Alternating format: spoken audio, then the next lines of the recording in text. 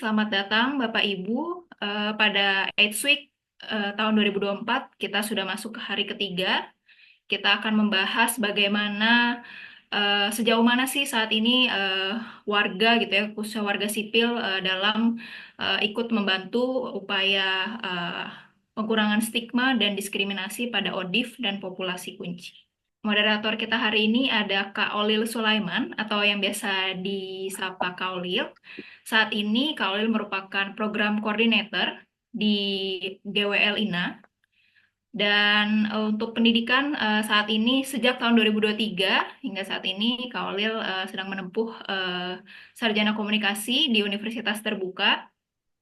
Dan tentunya Kak Olil juga punya sederet pengalaman, di antaranya pernah menjabat sebagai ketua organisasi Perkumpulan Tapal Batas, lalu juga sebagai supervisor di Yayasan Graphics Bekasi, peer support di Female Plus, serta supervisor di Yayasan Gaya Patriot Bekasi. Ya, itu sekilas perkenalan Kak Olil. Mungkin berikutnya saya serahkan kepada Kak Olil untuk bisa memandu sesi talk show hari ini. Silakan Kak Olil. Terima kasih Kak Nidia atas kesempatannya. Saya ucapkan selamat datang Bapak Ibu dan teman-teman sekalian di AIDS Week, merupakan rangkaian acara dalam rangka memperingati Hari AIDS Sedunia yang jatuh pada tanggal 1 Desember 2024. Narasumber yang pertama yaitu Bapak Riki Hasoloan Purba, SEMM, sebagai narasumber satu. Saat ini beliau sebagai analisis kebijakan ahli muda, ketua tim monitoring dan evaluasi pemanfaatan dana desa pada Direktorat Fasilitasi Pemanfaatan Dana Desa, Dirjen Pembangunan Desa dan Perdesaan Kementerian Desa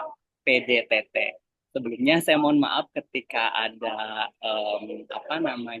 ketika ada hal yang memang kurang pas ketika saya menyebutkan gelar, nama, ataupun istilah yang dipakai di sini ya.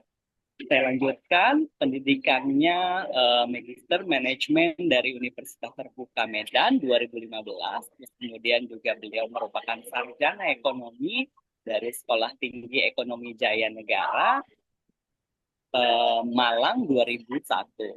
Kemudian beliau juga berpengalaman menjadi Kepala Seksi Fasilitasi Sarana Prasarana Pemasaran dan Subdirektorat Sarana dan Prasarana Pendukung Ekonomi Desa Kementerian Desa PDTT 2019-2020. Kemudian juga beliau merupakan sekretaris Badan Pengendalian Dampak Lingkungan Daerah Kabupaten Tapanuli Tengah di pemerintah Kabupaten eh, Tapanuli Tengah 2014-2015. Kemudian beliau juga sebagai Kepala Bagian Umum dan Perlengkapan Setda Tapanuli Tengah di pemerintahan Kabupaten Tapanuli Tengah 2013-2014. Ya, narasumber yang selanjutnya, ya, ini adalah Ibu Rina Sangadah. Saat ini beliau merupakan salah satu representatif dari KPA Kabupaten Purbalingga. Pendidikannya sarjana bimbingan dan konseling. Begitu. Next-nya, ini narasumber kita yang ketiga, yaitu Ibu Rodia Junaidi. Saat ini Ibu Rodia merupakan aktif sebagai warga peduli AIDS, kemudian aktif juga dalam kegiatan PKK. Selain itu juga beliau mendirikan warung sebagai wadah curhat ODIF di lingkungannya. Wah, keren sekali Bu Rodia ya. Selanjutnya, yang terakhir yaitu ada Dr. Tengku Yeni Febrina, merupakan ketua tim kerja pencegahan dan pengendalian penyakit menular dan surveillance Dinas Kesehatan Kabupaten Kota Bogor. Pendidikannya S1 dan Prodesi Dokter profesi dokter dari Fakultas Kedokteran USU Medan 1997 sampai 2022. Terus kemudian S2-nya beliau menempuh jurusan Manajemen Administrasi Rumah Sakit Fakultas Ilmu Kesehatan Masyarakat di Medan. Pengalamannya sebagai subkoordinator pencegahan dan pengendalian penyakit menular dan surveillance 2022, kemudian juga sebagai kasih pencegahan dan pengendalian penyakit menular dan surveillance 2021, kemudian sebagai kepala puskesmas di Puskesmas Kedung Badak, Kota Bogor 2021. Itu adalah narasumber yang akan ikut berdiskusi bersama-sama kita di siang hari ini. Halo Bapak Ibu sekalian, mudah-mudahan semuanya sudah siap begitu ya dengan diskusi kita pada siang hari ini, dan mudah-mudahan juga bisa berdiskusi lebih jauh begitu ya terkait dengan pertanyaan-pertanyaan yang akan saya sebutkan. Ya, langsung saja Bapak Ibu sekalian, ya seperti kita ketahui bahwa masyarakat Indonesia pada dikenal oleh masyarakat luas sebagai masyarakat yang sangat guyup gitu ya, gotong royong begitu ya, dan masyarakat dunia mengenal kita sebagai orang yang ramah begitu ya. Dekat sekali dengan keluargaan dari dimanapun kita berada begitu, kita sebagai saudara, seperti saudara begitu. Nah, hal ini sebenarnya menjadi modalitas kita untuk menjalin persatuan begitu dan kesatuan dalam hal dalam hal mereduksi atau meminimalisir stigma dan diskriminasi terkait dengan teman-teman orang dengan HIV dan populasi kunci. Nah, menurut Bapak Ibu sekalian, saya pengen mendengar pendapat Bapak Ibu sekalian. Seberapa penting sih peran masyarakat gitu ya, peran warga negara kita dalam hal mereduksi stigma dan diskriminasi yang terjadi terhadap orang dengan HIV dan populasi kunci. Boleh, silahkan, ada yang mau menjawab dari keempat narasumber, silahkan, saya persilahkan.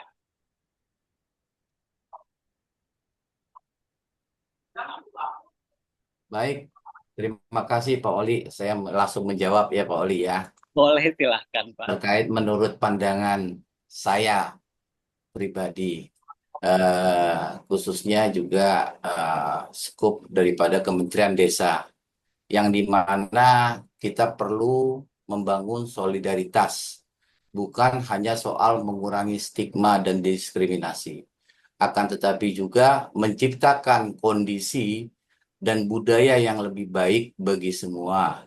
Untuk itu perlu membangun solidaritas menjadi hal yang sangat penting, karena stigma dan diskriminasi bisa memperburuk kondisi mereka, baik fisik maupun mental. Solidaritas memungkinkan khususnya untuk orang dengan HIV atau disebut dengan ODHIV, dan populasi kunci merasa diterima dan dihargai dan dilindungi, yang dimana selama ini mereka merasa terkucilkan. Jadi dengan adanya mungkin Bapak-Bapak dan Ibu sekalian, mungkin dapat membantu pemberitaan juga mensosialisasikan bahwa HIV itu tidak seperti yang kita bayangkan, sangat parahnya begitu. Mungkin itu pandangan saya. Terima kasih Bapak. Ya, terima kasih Pak Riki, bahwa kita sepakat bahwa membangun solidaritas di setiap warga negara gitu akan membantu dalam hal mereduksi stigma dan diskriminasi, akan membantu orang yang hidup dengan HIV dan populasi kunci menemukan tidak menemukan lagi kesulitan-kesulitan begitu ya dalam hal mengakses kebutuhan dasarnya mereka begitu ya, sehingga ya kita bisa bersama-sama maju begitu. Ada pandangan lain terkait dengan ini dari Bapak Ibu sekalian, silahkan. Mungkin dari saya, Kak Olil, Boleh, dari Dokter Dok. Yeni. Iya, Ya, Dok. eh, saya mungkin melihatnya situasi ini dari segi akses ya, mengakses layanan nih, Kak Olil. Ya. Ya, jadi kalau di kami, Dinas Kesehatan Kota Bogor kan, kami ini sudah punya rencana aksi daerah gitu ya, percepatan eliminasi HIV gitu ya. Nah, kalau melihat apa tentang stigma dan diskriminasi ini sangat erat sekali dengan akses layanan yang sedang kami buka dan sedang berjalan begitu. Nah, penting sekali masyarakat atau bahkan khususnya tenaga kesehatan yang berada di layanan kesehatan tidak melakukan stigma dan diskriminasi. Jadi ini kayak dua mata koin yang nggak bisa dipisahin begitu. Akses layanan dibuka selebar-lebarnya, seluas-luasnya, tapi kalau stigma dan diskriminasi masih ada, sudah pasti aksesnya itu layanannya tidak diakses begitu. Jadi sangat penting sekali pemahaman sampai penyadaran begitu ya bahwa setiap orang itu punya hak yang sama, setara begitu ya. Seperti tema Hari AIDS kita tahun ini begitu. Semua orang punya hak yang setara, kemudian mengakses layanan atau akses-akses lainnya. Jadi stigma dan diskriminasi ini memang sangat penting sekali, paling tidak harus diminimalisir gitu atau bahkan hampir kalau bisa tidak ada lagi, kita kepengennya tidak ada lagi stigma dan diskriminasi begitu. Kalau pandangan saya.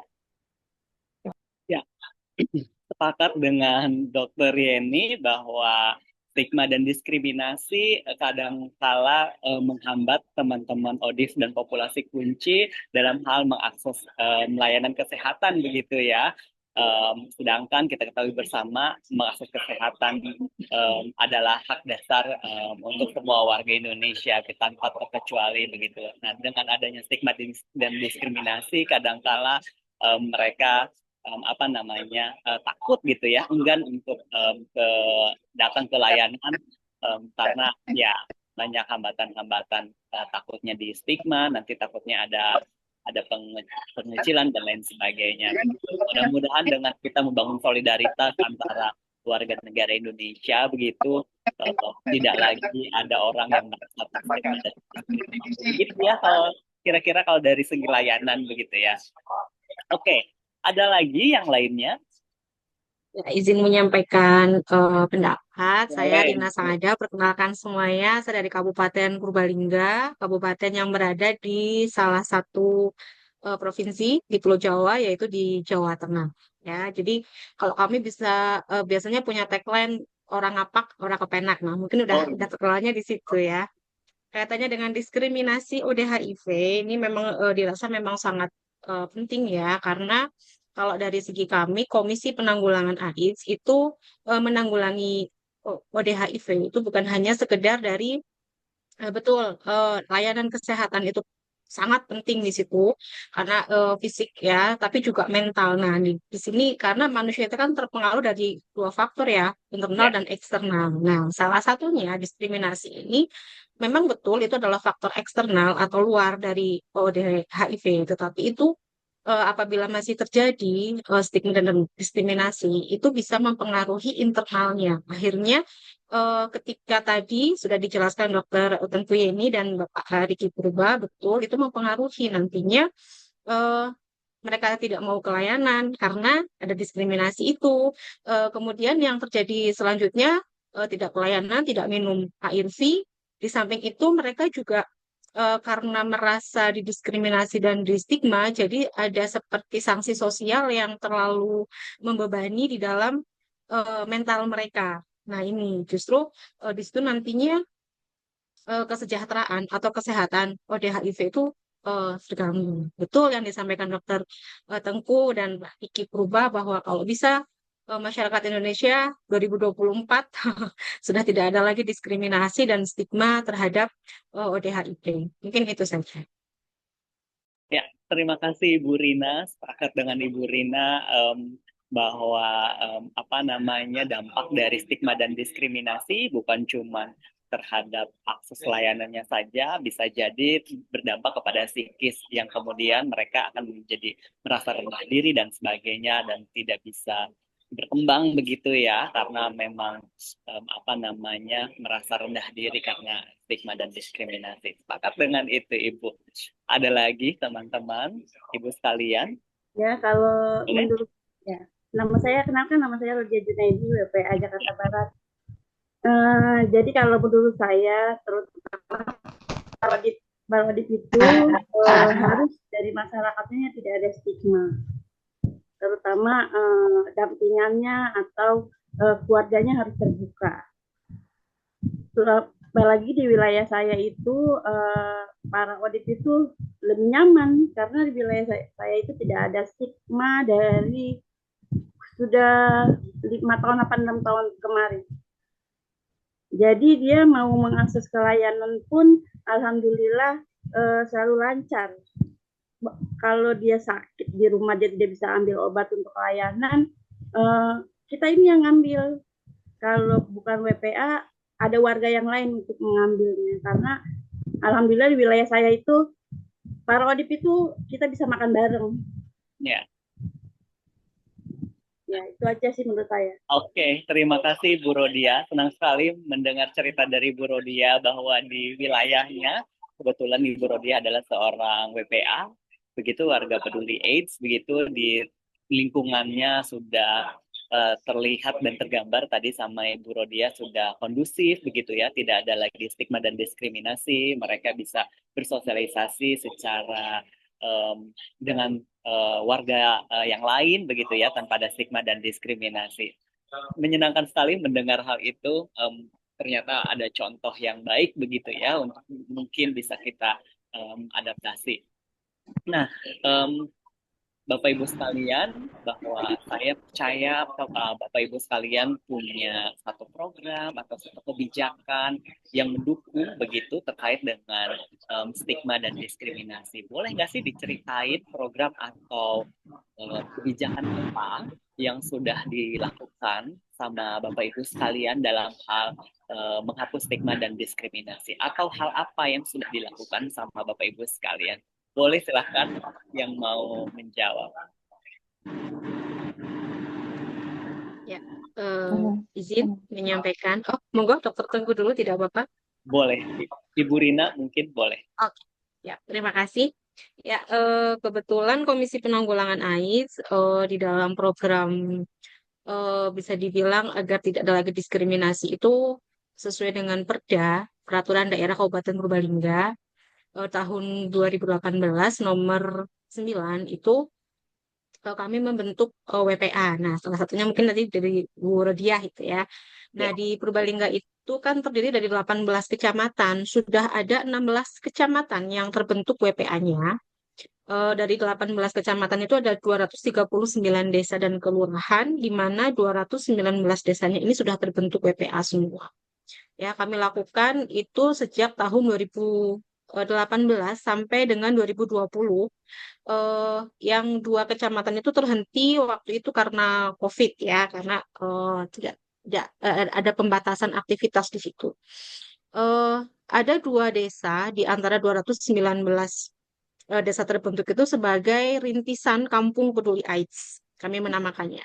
Satu namanya Kampung Losari di daerah Rembang. Mungkin Bapak Ibu tahu itu adalah kecamatan tempat lahirnya Panglima Besar Jenderal Sudirman.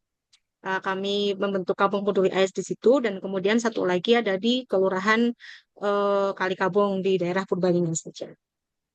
Selain itu, kami juga melakukan sosialisasi tentunya itu secara aktif kepada semua elemen masyarakat, baik itu dari tingkat kabupaten sampai dengan desa. Kami juga menggandeng beberapa unsur lembaga yang lain seperti ada penyuluh agama. Kami juga libatkan di situ karena di penyuluh agama kabupaten itu banyak di antara mereka yang terjun langsung kepada masyarakat-masyarakat.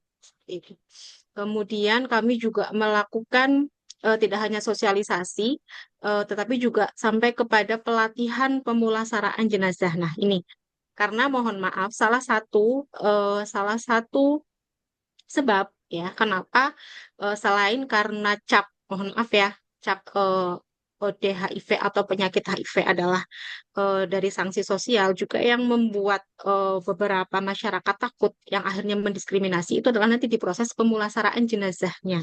Mohon maaf ini mungkin agak jauh ke depan ya, pemulasaraan jenazah atau proses kalau bahasa di sini memandikan jenazah sampai dengan menguburkan atau merawat jenazah. Itu kami pelatihan langsung di situ dengan pelatih-pelatih yang sudah terlatih sampai di tingkat provinsi. Kami datangkan sampai ke desa-desa. Nah, beberapa desa itu sudah melakukan itu, sudah sampai siap mereka bukan hanya kalau kalau kita berbicara sosialisasi atau sosial kemasyarakatannya, mereka lebih dari siap. Tapi sampai dengan pemulasaraan jenazahnya, bahkan mereka sudah siap sendiri tanpa medis di situ. Begitu. Selain itu juga tentunya kami kalau ngomong WPA itu banyak sekali kendalanya ya, karena Ya, desa itu punya lembaga di atasnya. Di situ ada Kementerian Desa. Kalau di bawahnya di tempat kami itu Dinpermasdes namanya. Nah, kami berkoordinasi juga dengan Dinpermasdes kaitannya dengan kegiatan-kegiatan WPA. Mungkin itu yang bisa saya sampaikan. oke, terima kasih Ibu Rina. Em, Luar biasa sekali yang kerja-kerja yang sudah Ibu Rina lakukan. Aku tadi kalau tidak salah dengar ada mencatat 219 desa sudah membentuk WPA begitu supaya warga-warganya lebih peduli lagi sehingga nanti tidak ada stigma dan diskriminasi. Lebih jauh lagi sudah ada beberapa yang dilatih terkait dengan pemulasaraan jenazah yang ini menjadi topik sensitif begitu, menjadi hal yang apa namanya sempat menjadi membingungkan bagaimana ketika ada seorang yang hidup dengan HIV terus kemudian meninggal terus kemudian bagaimana cara kita memperlakukan jenazah atau apa namanya ya pemulasaran jenazah apakah ada hal-hal tertentu yang harus dilakukan atau tidak begitu ya. Terima kasih sekali Bu Rina, luar biasa sharingnya. Ada lagi tadi sudah buka mic Dokter Yeni. Bagaimana dok Iya, perannya baik. pelayanan kesehatan? Iya, kalau kami di Kota Bogor, kami punya rencana aksi daerah nomor 52 tahun 2023. Di situ memang kita khususnya untuk stigma dan diskriminasi, kami punya strategi begitu ya. Untuk percepatan eliminasi HIV itu ada 6 strategi. Namun untuk yang stigma dan diskriminasi, kita punya strategi namanya penciptaan lingkungan yang kondusif. Nah, di sini kegiatan-kegiatannya adalah yang pertama kami menciptakan lingkungan yang kondusif bagi populasi kunci dan populasi khusus. Yaitu kita membentuk forum keluarga peduli HIV, kemudian penguatan kelompok-kelompok dukungan sebaya, kemudian penciptaan lingkungan yang kondusif bagi populasi rentan, yaitu kami juga sudah punya WPA, tapi di sini kita penguatan lagi WPA. Jadi memang kita di seluruh kecamatan sudah ada WPA-nya, nanti akan ditambah lagi untuk di tiap kelurahan. Kemudian penguatan kelembagaan posyandu remaja di setiap RW. Posyandu remaja ini nanti yang terkait bagaimana meningkatkan pengetahuan. Jadi dengan anak-anak remaja itu paham, mengerti, sehingga nanti harapannya tidak melakukan stigma dan diskriminasi. Begitu ya, takutnya nanti remaja-remaja salah menerima info kan suka baca lihat medsos ya belum tentu info yang benar. Nah, di sini kita penguatan kelembagaan anak-anak remaja di setiap RW. Kemudian untuk penciptaan lingkungan yang kondusif bagi stakeholder, kami ada kegiatan penguatan kelompok guru peduli AIDS.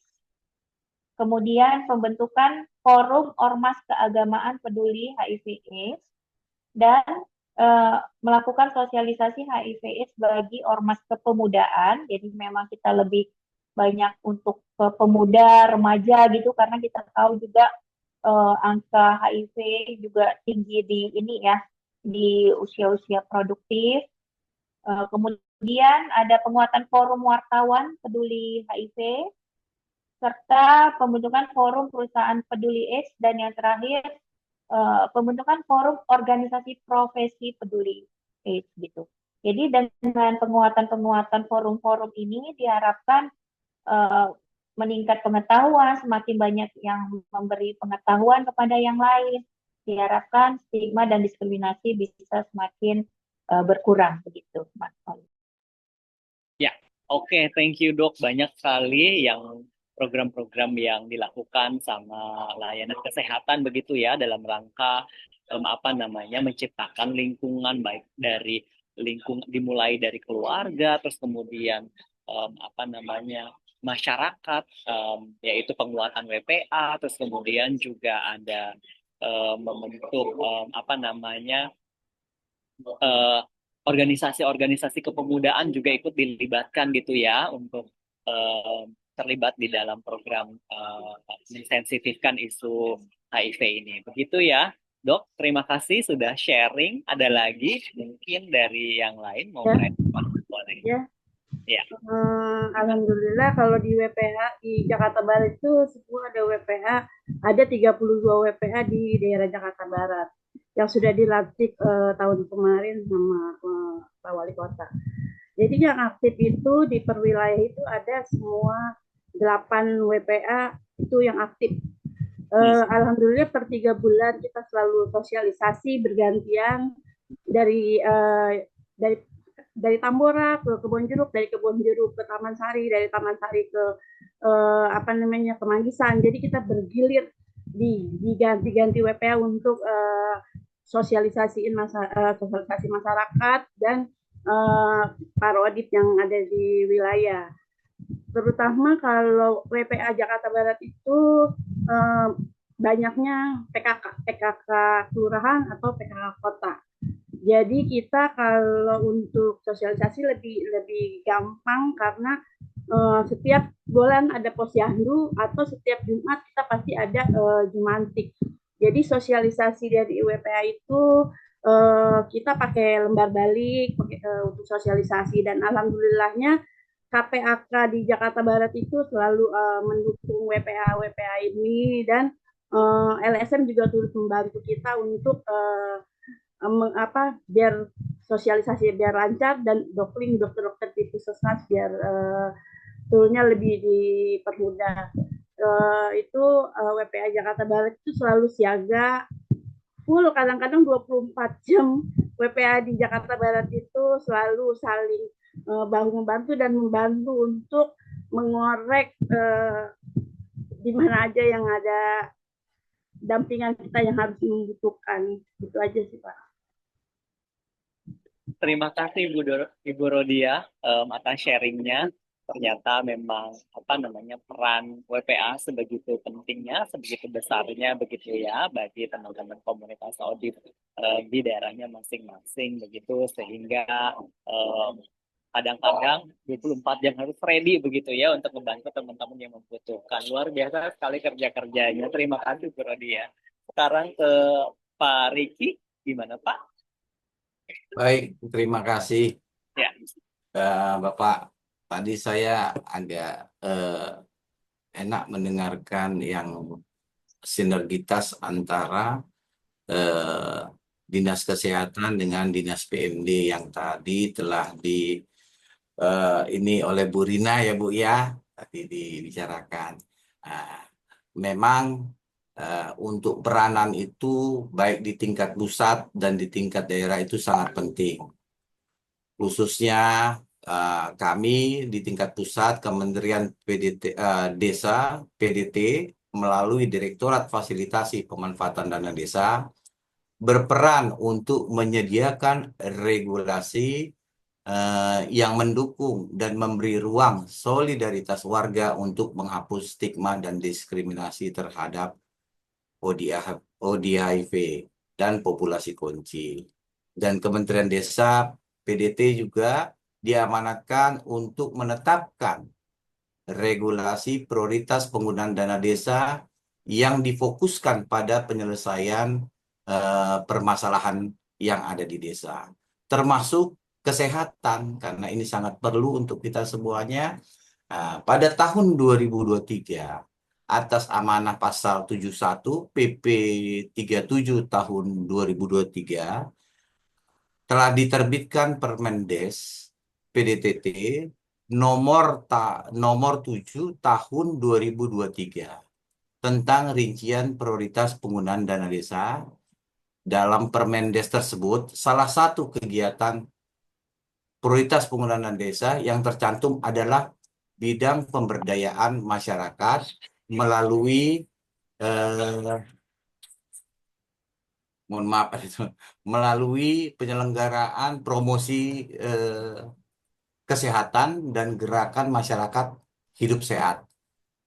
Yang dimana dalam rangka penanggulangan penyakit menular, termasuk di situ ada HIV/AIDS, kegiatan yang tercantum antara lain komunikasi, informasi, dan edukasi atau yang kita sebut atau yang kita kenal adalah KIE, tentang perilaku hidup bersih dan sehat, konsumsi gizi seimbang, dan pengelolaan sanitasi yang baik untuk pencegahan penyakit menular seperti HIV atau AIDS. Upaya penetapan kebijakan ini menjadi salah satu wujud dukungan meningkatkan awareness kekhawatiran masyarakat desa demi terwujudnya inklusivitas hingga solidaritas di desa.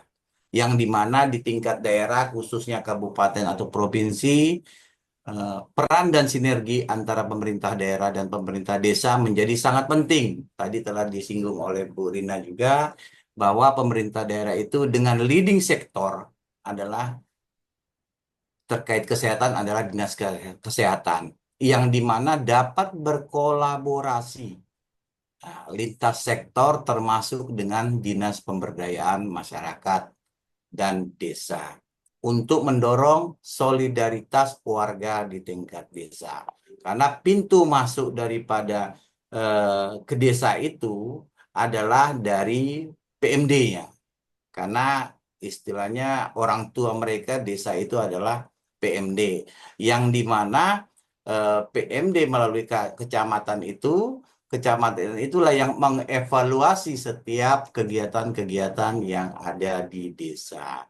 Dan di tingkat desa khususnya juga desa-desa yang terletak di kantong-kantong HIV/AIDS, pemerintah desa juga perlu mengambil peran untuk mengedukasi masyarakat desa terkait penyakit HIV/AIDS dan mendorong solidaritas masyarakat untuk penghapusan stigma atau diskriminasi terhadap ODHIV atau ODA dan populasi kunci.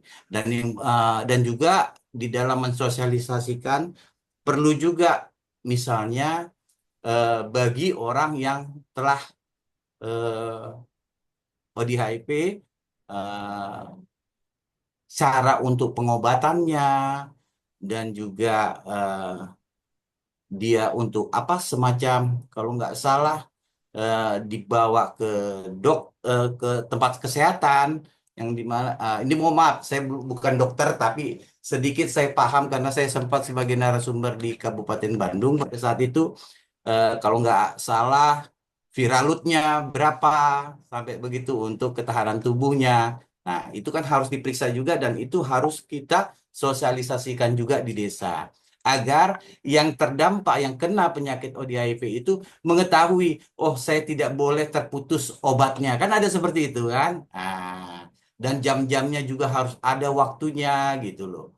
Nah itu juga mungkin kami juga sampai berperan sampai seperti itu untuk mensosialisasikan, tapi kami membuat ruang kepada desa bahwa penggunaan dana desa ini dapat loh untuk melakukan sosialisasi di desa, khususnya di mana yang mengetahui itu adalah dinas kesehatan. Jadi tolong kepada desa-desa mengundang dinas kesehatan melalui dinas PMD. Nah, mungkin seperti itu yang dapat saya sampaikan, Bapak. Terima kasih. Ya, terima kasih Pak Riki.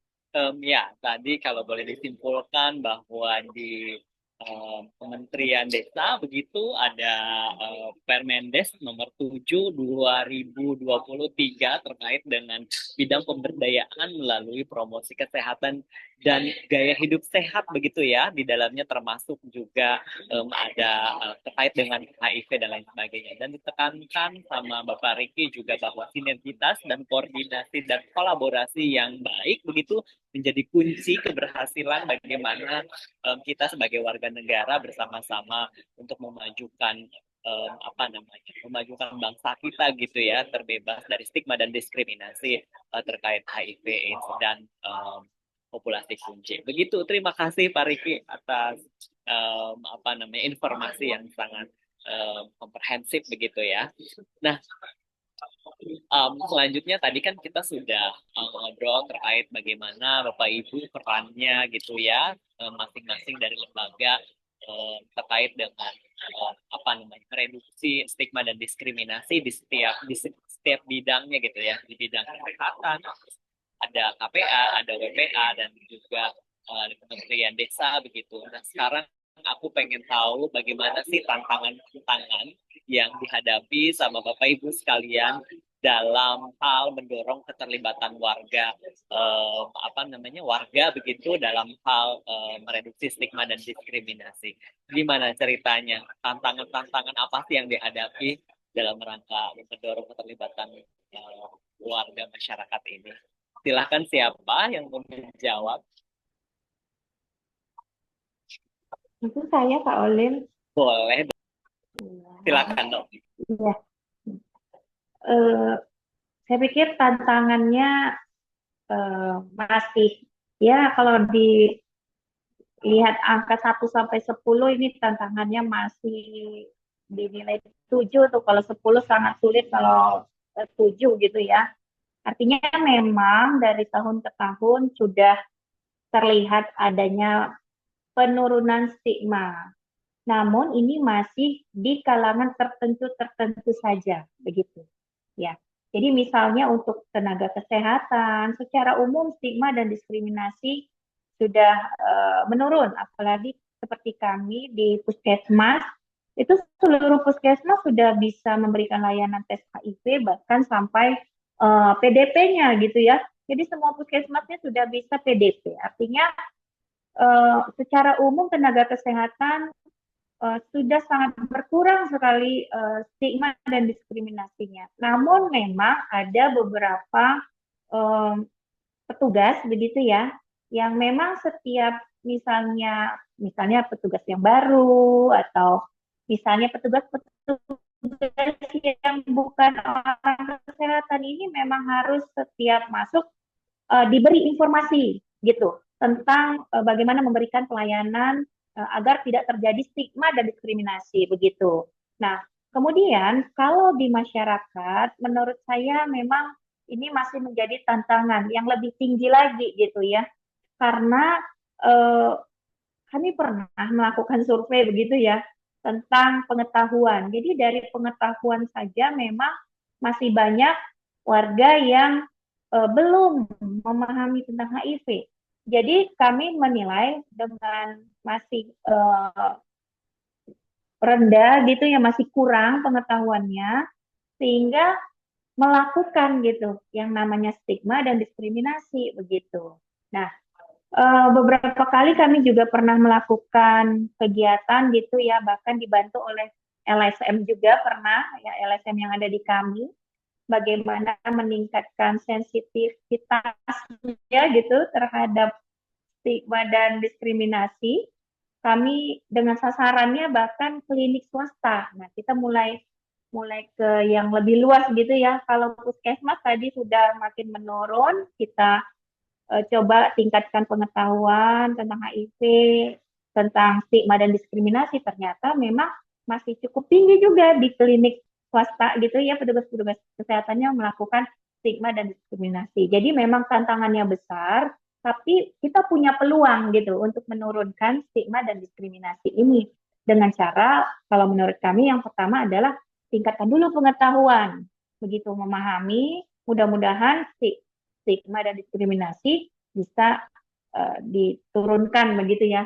Jadi ada perubahan sikap dan perilaku ketika telah mendapat pengetahuan tentang HIV begitu. Jadi memang pengetahuan memang harus lebih komprehensif, bukan hanya di petugas kesehatan tapi juga kepada masyarakat begitu ya. Kalau masyarakat kami tadi melalui YPA juga dan organisasi-organisasi lainnya. Begitu Kak Aulia. Baik, terima kasih dok. Ya, em, tanpa kita pungkiri begitu masih ternyata memang meskipun sebenarnya kondisinya sudah jauh lebih baik dari ya mungkin tahun-tahun sebelumnya begitu semakin kesini semakin jauh lebih baik tapi tidak bisa kita pungkiri bahwa masih ada segelintir oknum-oknum kali ya dok gitu ya oknum-oknum yang aku yakin sebenarnya mereka tidak apa namanya tidak bermaksud untuk stigma dan diskriminasi karena memang pure ketidaktahuan mereka terkait dengan apa pengetahuan HIV/AIDS-nya sehingga mereka apa namanya ya melakukan stigma dan diskriminasi meskipun di beberapa tadi disebutkan bahwa oh, ternyata di klinik-klinik swasta juga masih ada hal yang seperti itu tapi ya mungkin lagi-lagi sebenarnya pengetahuan terkait dengan HIV-nya gitu ya yang harus kita galakkan sehingga ketika orang pengetahuannya sudah bagus apa namanya tidak ada lagi stigma dan diskriminasi. Begitu ya, Dok. Terima kasih, Dok. Bapak Ibu sekalian ada yang mau menambahkan? Aku tidak apa namanya tidak akan menanyakan satu persatu kepada Bapak Ibu sekalian, tapi jika Saya memang menambahkan, Pak. berkenan silahkan. Silahkan Bapak. Ya, saya menambahkan tadi ini hampir sama juga ini Ya. kepada tadi saya menanggap apa Dokter Yeni tadi terkait mengenai perlunya sosialisasi itu agar pengetahuan di masyarakat masyarakat luas itu khususnya di desa itu mengetahui semuanya. Nah, kami di sini di Kementerian Desa ini telah membuka peluang regulasi. Dana desa itu dapat digunakan untuk melakukan sosialisasi di bidang kesehatan yang khususnya untuk HIV/AIDS. Jadi di sini peran Dinas Kesehatan sangat penting di dalam ikut eh, masuk di dalam rapat yang disebut adalah Musdes, Musyawarah Desa, agar kegiatan sosialisasi yang ada kegiatannya ditampung di APBDes agar dapat dilaksanakan dan yang telah direncanakan dapat dilaksanakan dengan baik. Nah, yang di mana narasumbernya adalah dari Dinas Kesehatan. Nah, seperti itu. Jadi mungkin dari kabupaten kami paham mungkin karena banyak kegiatan-kegiatan yang tidak dapat semuanya seluruh desa melakukan sosialisasi, tetapi kami membuka peluang. Kami membuka peluang di regulasi tersebut bahwa untuk sosialisasi HIV itu dapat digunakan melalui dana desa. Jadi untuk Bu Yeni juga untuk Bu Rina juga dan Bu Rodia juga bahwa dana desa itu dapat gitu loh. Jadi jangan dibilang kepala desa itu nggak bisa ada gitu loh. Karena ini kebetulan saya ada. Nanti saya telepon Pak Purba. Nah, mungkin begitu aja Bu, langsung. Kadang-kadang dan kepala desa ini nggak mau dia untuk memikirkan untuk kesehatan. Padahal seharusnya yang dipikirkan paling utama itu adalah kesehatan di warganya dulu. Gitu loh. Kalau sehat semuanya warganya, berarti sudah makmurlah masyarakat di desanya. Mungkin itu saja tambahan dari saya. Terima kasih, Bapak. Terima kasih Pak Riki. Wah, ini aku rasa informasi yang sangat dibutuhkan sama Ibu Rodia dan Ibu Rina begitu ataupun juga Dokter Yeni bahwa ini ada kesempatan kita nih Bu untuk bisa ikut mengakses dana desa untuk digunakan sosialisasi HIV begitu kepada masyarakat. Kita juga bisa ikut apa namanya berdiskusi di kegiatan musyawarah desa begitu ya Bu ya. Ini aku rasa ini adalah informasi yang sangat berguna Bukan begitu, Ibu. Silakan Ibu Rina sudah membuka mic. Gimana, Bu? Terima kasih Mas Olil ya. Betul Pak Riki Purba. Ini terjadi di Purbalingga tahun 2020. Saya sedikit flashback ke belakang ya. Ya, Setelah kami membentuk Warga Peduli Aid kan tidak semata kami bentuk kemudian kami tinggalkan di situ ya. Kami evaluasi, kami monitoring. Jadi kami datang ke setiap desa, hampir semua desa. Kami datangi satu persatu kaitannya dengan efektivitas pembentukan Warga Peduli Aid tersebut. 2020 waktu itu jawabannya begitu Pak Riki Purba. Jadi kebanyakan desa itu mengatakan, oh kami tidak ada anggarannya Ibu, seperti itu. Dan juga ada jawaban, oh kami tidak berani menganggarkan itu karena tidak ada di dalam peraturannya. Nanti takut-takut salah. Eh, Kami mau sebenarnya Ibu, seperti itu. Kemudian akhirnya kami ke Dinas Pemberdayaan dan Masyarakat dan Desa. Waktu itu memang belum ada ini Bapak yang Permendas yang nomor 7 tahun 2023, tapi kami waktu itu menggunakan peraturan yang untuk FKD, Forum Kesehatan Desa. Di situ kan di setiap desa ada dibentuk FKD. Nah, kami menggunakan itu. Jadi dari dinas Permasdes ya kalau di tempat kami itu menyarankan silahkan menggunakan itu saja kaitannya dengan sosialisasi pencegahan penyakit menular. Memang tidak ada spesifikasi yang mengatakan untuk HIV/AIDS, tetapi bisa diambilkan dari situ.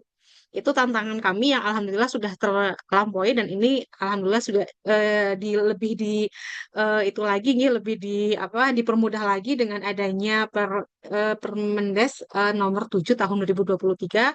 Segera akan kami sosialisasikan Bapak nanti memang rencana tahun 2025 kami akan turun lagi memonitor desa-desa yang sudah dibentuk karena banyak sekali pergantian. Mohon maaf, suara saya mungkin agak terganggu di sini hujan besar Bapak Ibu.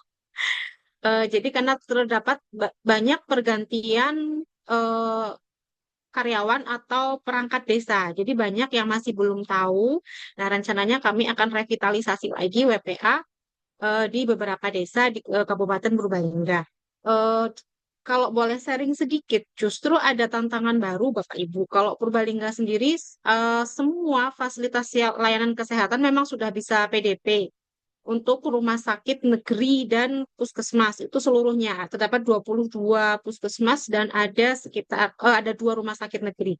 Tetapi masih ada 3 layanan kesehatan, yaitu rumah sakit swasta yang belum bisa akses PDP. Eh, Justru tantangannya itu setelah saya tanya kepada beberapa petugas pemegang program HIV di lapangan, itu hadir atau tumbuh dari diri ODHIV tersendiri, Bapak Ibu. Mungkin ini akibat dari adanya diskriminasi dari masyarakat sekitar, sehingga mereka mendiskriminasi diri. Bukan maksudnya begini. Jadi akhirnya mereka ini masyarakat sudah ada beberapa yang terbuka pengetahuannya tentang HIV, bahkan mereka sudah mau untuk katakanlah seperti eh, memberikan bantuan, tetapi ODHIV-nya masih menutup diri. Itu karena tadi label diskriminasi dan stigma. Tuh, akhirnya itu masih masih beberapa kasus terjadi. Eh, Kami lakukan pendekatan. Kebetulan Purbalingga punya KDS, kelompok dukungan sebaya Harapan Baru, dan itu aktif. Kami lakukan pendekatan, kami home visit satu persatu, dan itu lumayan berhasil. Dan betul yang Bu Dokter Yani tadi sampaikan, memang kalau untuk berbicara masalah diskriminasi dan stigma ini skalanya 1 sampai 10 di angka 7, kalau di kami di angka 8 Ibu. Karena kenapa saya sampaikan seperti itu? Banyak sekali di sini daerahnya itu daerah pegunungan yang aksesnya itu masyarakatnya masih eh, kalau di Burodiah kan di pusat kota ya Ibu ya. Jadi mungkin seperti penggunaan media sosial itu mereka lebih gampang mengakses. Nah, di sini itu bisa bukan mereka susah mengakses media sosial tidak, tetapi belum semua masyarakat mampu ke situ. Karena tadi itu aksesnya yang masih pegunungan. Tantangan selanjutnya yaitu eh, mungkin sudah dijawab oleh Pak Riki Purba ya tadi bahwasanya eh, di desa-desa itu masih minim kaitannya untuk sosialisasi secara aktif tentang HIV/AIDS ini. Padahal eh, pengertiannya mereka kan mungkin beberapa oknum mengatakan kalau mau sosialisasi kan harus ada snack Mbak, harus ada makanan Mbak. Padahal sebenarnya kalau berbicara sosialisasi HIV/AIDS itu bisa diselipkan di semua acara arisan. Tadi ya Ibu ya dari Bu Rodia, dari PKK, bisa di arisan kita sedikit ngomongin HIV itu begini loh, itu bisa sebenarnya. Itu sudah nggak perlu mengeluarkan biaya apapun sebenarnya kan di situ. Kemudian di khotbah dalam kegiatan keibadatan bisa dalam Islam, bisa dalam non-Muslim, di situ bisa diselipkan sosialisasi seperti itu. Kemudian bahkan di kegiatan-kegiatan non formal seperti mohon maaf sedang riungan kita ngobrol ini bisa selipkan di situ. Tapi mindset bahwa sosialisasi HIV itu harus mendatangkan orang dengan jumlah banyak dengan anggaran itu yang masih menjadi beberapa pengertian di masyarakat seperti itu.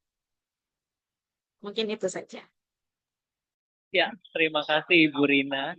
Ya, memang harus kita sadari bahwa tadi ya, selain stigma dan diskriminasi yang berasal dari luar gitu ya, dari lingkungan sekitar, biasanya juga apa namanya komunitas itu menstigma dirinya sendiri juga gitu ya.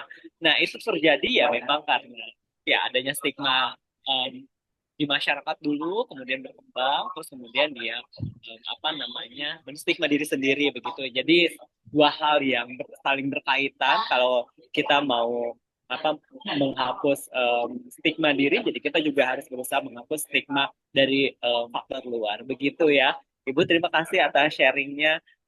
Aku apa namanya mau membacakan sedikit apa chat yang ada di Zoom gitu sebelum kita mau melanjutkan.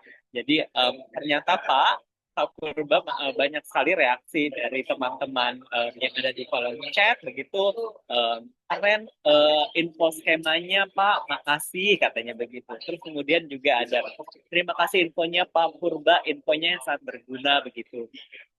Terus ada lagi terima kasih Pak Purba untuk informasinya karena untuk sosialisasi HIV ini tidak mudah karena anggaran desa cenderung hanya untuk infrastruktur saja. Menarik sekali dengan kegiatan Warung Bu Rodia bagaimana mempertahankan kegiatan tersebut karena stigma HIV/AIDS terkadang masih sulit dan cenderung menutup diri untuk berbagi dengan yang lain.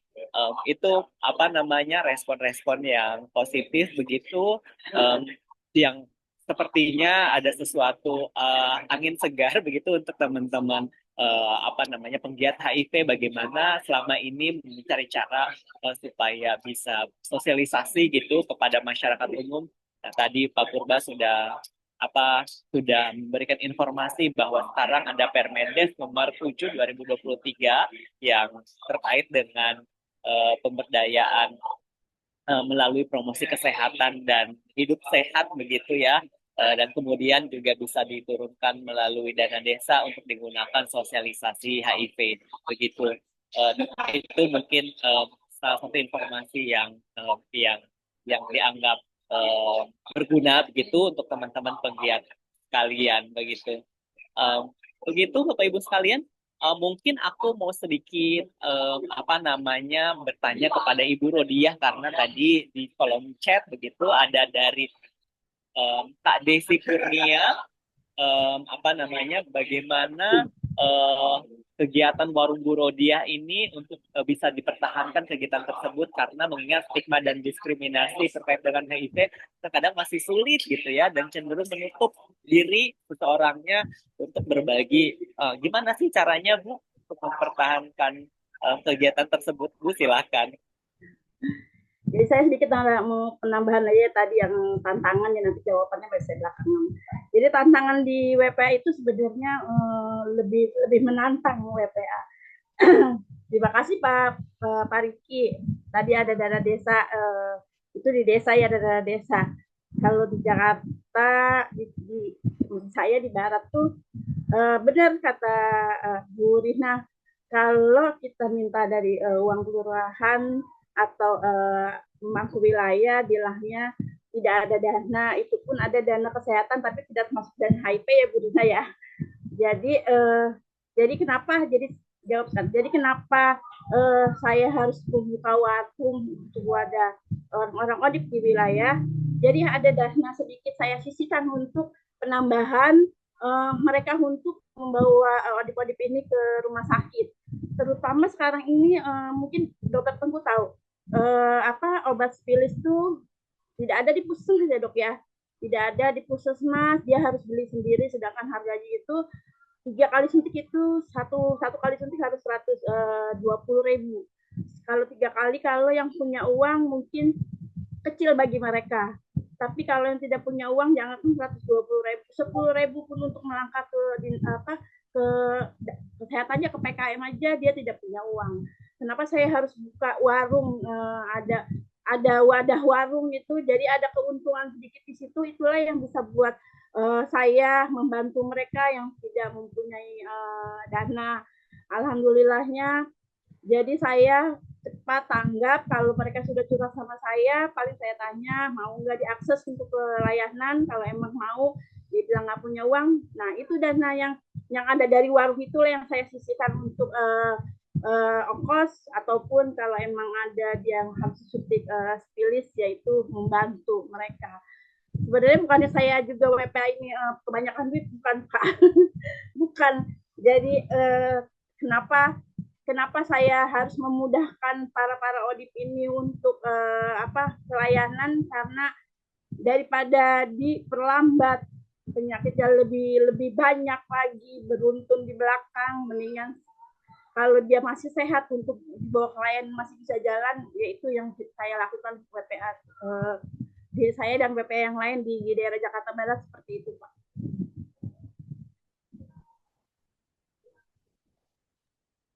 Ya, begitu. Terima kasih Bu Rodia atas sharingnya. Aku penasaran, warungnya seperti apa sih Bu? Bisa cerita sedikit nggak? Warungnya warung biasa. Jadi kayak kalau saya ngomong, jadi warungnya warung biasa, seperti warung-warung kopi biasa di pinggir jalan aja Pak. Jadi tapi tempat warung saya itu menurut mereka nyaman untuk curhat, menurut mereka. Karena kan saya itu tinggal di wilayah yang kredit banget. Jadi saya tinggal di wilayah rel kereta api antara Jakarta Utara dan Jakarta Barat. Jadi wilayah saya itu termasuk kalau orang sebut itu lokalisasi. Jadi saya ada di bawahnya, membuka warung di bawahnya untuk awal-awalnya saya nggak buka warung sih sebenarnya. Awal-awalnya saya membagikan kondom. Awal-awal saya membagikan kondom. Terus kalau mereka mau curhat itu harus dipojokkan atau saya dibawa ke kosannya dia. Nah, saya berpikir sama suami saya alhamdulillah RT di wilayah, jadi ada tempat untuk membuka warung gerobak kecil. Jadi saya buka warung di situ untuk memfasilitasi mereka untuk yang punya masalah di dirinya, untuk curhat lah istilahnya. Berapa lama mereka bekerja, berapa semalam mereka mendapat berapa tamunya, dia curhat. Pasti kalau setiap pagi atau sore atau mau naik ke atas dia pasti curhat. Itu aja Pak. Ya, aduh, ceritanya sangat menginspirasi Bu Rodia. Aku sampai terharu dengan cerita Bu Rodia bahwa begitu pedulinya Bu Rodia terhadap teman-teman komunitas begitu ya, supaya bisa membantu teman-teman komunitas dalam hal mengakses layanan. Bukan cuma HIV, ternyata tadi Bu Rodia juga membantu akses layanan terkait dengan IMS lainnya yang memang ya mungkin agak sulit untuk bisa didapatkan gitu ya, karena memang keterbatasan anggaran dari Kementerian Kesehatan dan lain sebagainya, sehingga mungkin ada beberapa teman-teman yang harus dirujuk keluar, dan mungkin ya untuk sebagian orang itu adalah hal yang murah, tapi untuk sebagian orang lain juga itu hal yang sulit, sehingga Bu Rodia bisa membantu teman-teman. Terima kasih Bu Rodia atas dedikasinya kepada komunitas begitu ya. Itu sangat menginspirasi. Ya, Bapak Ibu sekalian, eh, perbincangan kita pada sore hari ini sangat mudah-mudahan bukan cuma menginspirasi saya, tapi menginspirasi juga teman-teman audiens yang lainnya, kakak-kakak dan bapak ibu sekalian yang mungkin hadir apa namanya ikut berdiskusi pada sore hari ini begitu ya. Oke, bapak ibu sekalian, aku mau selain itu. Oke, sebelum kita lanjutkan, ada yang raise hand. Mohon maaf, aku belum melihat raise hand-nya tadi. Um, Teman-teman, Kak Nidia boleh dibantu. Kak Yeri Pergata.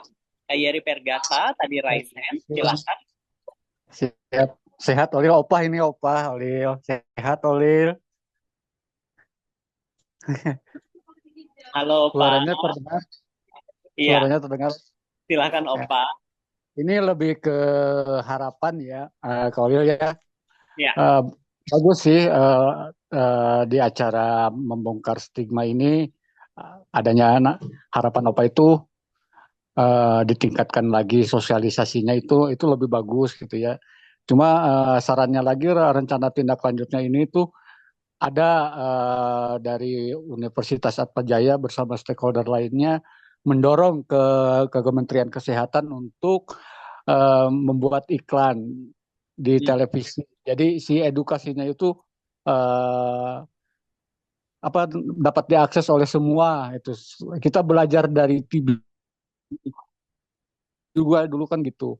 Ada stigmanya, tapi dengan kontinu dengan iklan berkali-kali iklan masuk ke mindsetnya ke masyarakat yang akhirnya stigmanya itu luntur gitu. Belajar dari TV. Nah, kenapa kita TV itu gitu? Mendorong pemerintah untuk menayangkan iklan di televisi baik di swasta atau negeri atau televisi-televisi lokal gitu. Itu mungkin ini PR Universitas Atmajaya menggandeng siapa pergi ke Kemenkes kemudian ke penyiaran gitu mungkin. Itu aja Kak Ulil. Sehat-sehat Kak Ulil. ya, terima kasih Opa Yeri. Ya, ide yang sangat menarik sebenarnya apa namanya kenapa kita tidak mencontoh apa namanya program kesehatan lain yang bisa diiklankan di TV gitu ya sehingga sasarannya kok apa namanya ke masyarakat yang lebih luas lagi begitu ya mungkin di zaman dulu aku juga sempat melihat ada tayangan iklan layanan masyarakat terkait dengan HIV ini di TV begitu yang memakai apa namanya memakai mungkin ya waktu itu aku lihatnya kayak ada tradisional begitu apa namanya dan lain sebagainya lah pokoknya apa yang bisa kita lakukan sebenarnya itu ide yang sangat menarik mudah-mudahan ini bisa didorong bersama-sama bukan cuman PPH Atmajaya yang bisa mendorong sebenarnya kita juga sebagai warga yang peduli dengan AIDS apa namanya bisa mendorong hal itu terjadi. Terima kasih Opa sudah mengingatkan bahwa ada satu hal yang bisa kita lakukan apa namanya dalam hal memerangi stigma dan diskriminasi di masyarakat. Sip, terima kasih. Kita akan apa namanya lanjutkan perbincangan kita. Ini merupakan pertanyaan terakhir mungkin dari aku. Mudah-mudahan apa namanya Bapak Ibu sekalian masih mau berkenan gitu ya untuk menjawab pertanyaan yang terakhir. Nih, aku mau tahu bagaimana sih rencana kolaborasi ke depan. Tadi kan sebenarnya Pak Riki juga sudah menekankan bahwa sinergitas dan kolaborasi di antara berbagai macam sektor ini menjadi salah satu kunci keberhasilan untuk kita bisa memerangi apa namanya memerangi stigma dan diskriminasi begitu. Nah, rencana kolaborasi apa yang akan dilakukan sama Bapak Ibu sekalian begitu kira-kira gimana Ibu Rina? Ya, baik, terima kasih. Mungkin sedikit ini ya, flashback ke belakang. Tadi sebenarnya Purbalingga itu tahun 2018 itu angka stigmanya sangat luar biasa. Saya ada cerita sedikit ya, mungkin terjadi di daerah lain juga. Jadi waktu itu ada OD HIV meninggal dunia, itu terjadi kegemparan yang sangat luar biasa di daerah. desa wilayah itu. Kemudian pun akhirnya sampai harus dibawa ke rumah sakit untuk pemulasaraan jenazahnya, sudah dibawa pulang, dikebumikan. Kalau di daerah kami itu kan ada yang namanya tradisi mendoakan orang yang sudah meninggal 7 hari, kemudian ada 40 harian, ada 100 harian, seperti itu ya. Itu tidak ada warga yang mau datang sama sekali. Bahkan sampai seperti itu, 2017 waktu itu, 2017, 2018. Akhirnya kami, Komisi Penanggulangan AIDS, datang ke wilayah beserta dengan ODHIV satu orang. Nah, di situ itu kami mencontohkan langsung kepada masyarakat bahwa kami bersalaman dengan ODHIV tersebut, bahwa saya salaman ini loh dengan ODHIV, nggak menular kan, sampai seperti itu. Karena sudah dijelaskan di situ bahwa HIV itu tidak menular, tidak gampang menular maksudnya. Menular, tetapi dengan penularan yang relatif tidak mudah sebenarnya dibandingkan dengan waktu itu saya memang menganalogikan TBC dan lainnya seperti itu. Jadi bersalaman itu tidak menular dan sebagainya, membuka wawasan kepada masyarakat. Akhirnya dari situ masyarakat itu open minded bahwa oh ya betul ternyata tidak menular. Mereka mau akhirnya bersilaturahmi mendoakan yang bersangkutan. Lalu kami KPA em, bahasanya adalah apa ya, membuka audiensi dengan pemangku wilayah atau pemangku kebijakan wilayah, yaitu Bupati 2018, yang akhirnya Bupati Purbalingga waktu itu 2019 itu memberikan SK kepada ODHIV yang mau testimoni ke masyarakat-masyarakat yang menyatakan bahwa saya HIV, tetapi kalau dengan eh, bahasanya adalah perilaku sosial biasa itu tidak menular, begitu ya. Dengan perilaku sosial biasa tidak menular, itu akhirnya oleh Bupati Purbalingga itu diberikan SK sebagai pegawai Pemda sampai hari ini. Nah, itu mungkin sejauh yang saya tahu itu Jawa Tengah cuma Purbalingga. Jadi ODHIV sebagai ketua kelompok dukungan sebaya diangkat sebagai pegawai pemerintah Kabupaten Purbalingga. Tugasnya adalah pendampingan terhadap ODHIV. Nah, dari situ membuka mindset beberapa masyarakat tentunya, karena di samping salah satu diberikan SK, kemudian juga Bupati itu secara aktif terjun langsung kepada bersilaturahmi kepada ODHIV yang baru melahirkan. Bupati menggendong bayinya, diblur ya, dengan diblur, Bupati menggendong bayinya. Akhirnya masyarakat sekitar itu tahu bahwa oh ternyata itu adalah ODHIV. Lalu apa yang terjadi? Tidak ada diskriminasi sama sekali. Yang ada adalah sampai hari ini anaknya usia 5 tahun itu semua orang sayang. Setiap tahun ajaran baru itu banyak yang memberikan hadiah. Ulang tahun itu orang-orang dewasa memberikan hadiah. Ternyata hal-hal eh, masyarakat itu harus melihat secara langsung bahwa oh ini menular, oh ini tidak menular, oh ini ternyata bisa dilakukan. Dan ketika itu sudah terjadi, yang diskriminasi dan stigma ini memang perlahan akhirnya menjadi eh, berkurang berkurang dengan sendirinya. Kemudian kalau tadi pertanyaannya Mas Lil adalah tentang kolaborasi apa sih yang ingin KPA lakukan ke depannya, kebetulan besok di Hari Ibu tanggal 23 Desember kami KPA itu diundang menjadi salah satu narasumber di mana semua pesertanya adalah dari GOW, Gabungan Organisasi Wanita. Kami di situ memberikan teori atau materi tentang pencegahan dan penanggulangan HIV. Juga di situ nanti ada satu yang tadi udah HIV yang saya ceritakan itu beliau akan testimoni kepada mereka bahwa betul ibu ada yang kena HIV tapi tidak serta-merta salaman saja menularkan. Yang satu itu, yang kedua adalah eh, dengan semua stakeholder, elemen masyarakat tentunya harus saling bersinergi. Tadi Pak Riki Purba sudah menyampaikan. Kalau Purbalingga itu punya tagline bergerak bersama. Jadi nggak bisa sendirian ini, KPA sendiri saja nggak bisa. Bisa. Harus ada gerakan bersama, satu tujuan, yaitu tadi memberikan pemahaman atau pengertian kepada masyarakat secara luas. Yang satu itu, memberikan pemahaman kepada masyarakat secara luas bahwa HIV itu penularannya tidak mudah. Yang kedua adalah memberikan motivasi kepada ODHIV-nya tersendiri. Itu jangan jangan sampai dilupakan dalam masalah diskriminasi dan stigma ODHIV. Kita memberikan motivasi bahwasanya eh, ketika mereka tidak terlalu, kan kadang ada yang begini ya, saya HIV, awas loh, jangan ada yang sampai mau memberikan informasi saya HIV kepada orang lain atau tidak, saya akan apa bahasanya, melaporkan dan sebagainya. Jadi terlalu membatasi diri. Nah, justru hal-hal yang seperti itu yang terjadi itu nantinya eh, psikis mereka yang terkena gitu. Kita perlahan KPA tuh perlahan mencoba berkomunikasi bahwa minimal orang yang paling dekat dulu dengan kamu tahu kamu kena HIV. Gitu. Kami jadi kolaborasinya itu satu dengan stakeholder, yang kedua dengan ODHIV-nya juga. Kami visit di situ, kami memberikan motivasi bahwa minimal orang terdekat kamu tahu bahwa kamu HIV. Ketika ada sebuah kenyamanan di dalam satu rumah minimal, itu ada yang tahu bahwa dia adalah HIV, itu terbukti secara secara penelitian real. Memang kami belum pernah menyebar angket, tetapi dari yang kami lihat sejauh ini, mereka yang sudah terbuka dengan keluarganya, dengan mereka yang belum terbuka dengan keluarganya, secara kesehatan itu berbeda jauh. Mereka yang sudah terbuka dengan keluarganya, mereka mau open, mereka mau mengatakan bahwa saya HIV kepada keluarganya, itu secara kesejahteraan kesehatannya itu lebih baik, lebih bagus gitu, daripada mereka yang masih sangat takut dengan yang namanya atau diketahui dari orang lain gitu. Jadi mungkin itu ya, dari dua sektor eksternal yaitu dengan semua elemen masyarakat, dan duanya adalah internalnya yaitu ODHIV-nya sendiri. Jangan dilupakan itu. Kita juga harus memotivasi.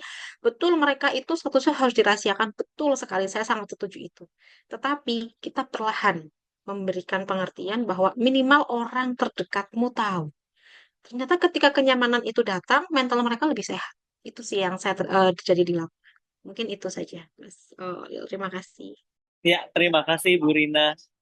Apa namanya, tadi sebenarnya sudah ada praktik baik yang dari Bu Rina lakukan begitu ya di Purbalingga, bahwa tadi menarik sekali, Bu Rina mendorong ada perubahan kebijakan di daerahnya, bahwa ada SK Bupati untuk teman-teman yang mau testimoni, sehingga apa namanya itu membuat masyarakat lebih aware, lebih terbuka gitu ya, pandangannya terkait dengan stigma negatif orang dengan HIV, sehingga ya banyak masyarakat luas gitu percaya bahwa dan paham gitu bahwa HIV tidak menular lewat kontak sosial begitu. Selain itu juga Bu Rina tadi juga menekankan bahwa kolaborasi yang dibangun dengan organisasi-organisasi di luar daripada organisasi HIV begitu ya, tadi dengan organisasi perempuan kalau aku nggak salah, bahwa akan dibangun juga. Selain itu juga tidak melupakan juga komunitas-komunitas orang dengan HIV-nya, bahkan yang harus juga diajak kolaborasi untuk ikut berpartisipasi untuk mereduksi stigma dan diskriminasi ini. Begitu ya, Bu Rina. Terima kasih atas sharingnya. Teman-teman dan Bapak Ibu sekalian yang lain, sebelum nanti aku ke chat, silahkan ada tanggapan terkait dengan rencana kolaborasi ke depannya akan seperti apa.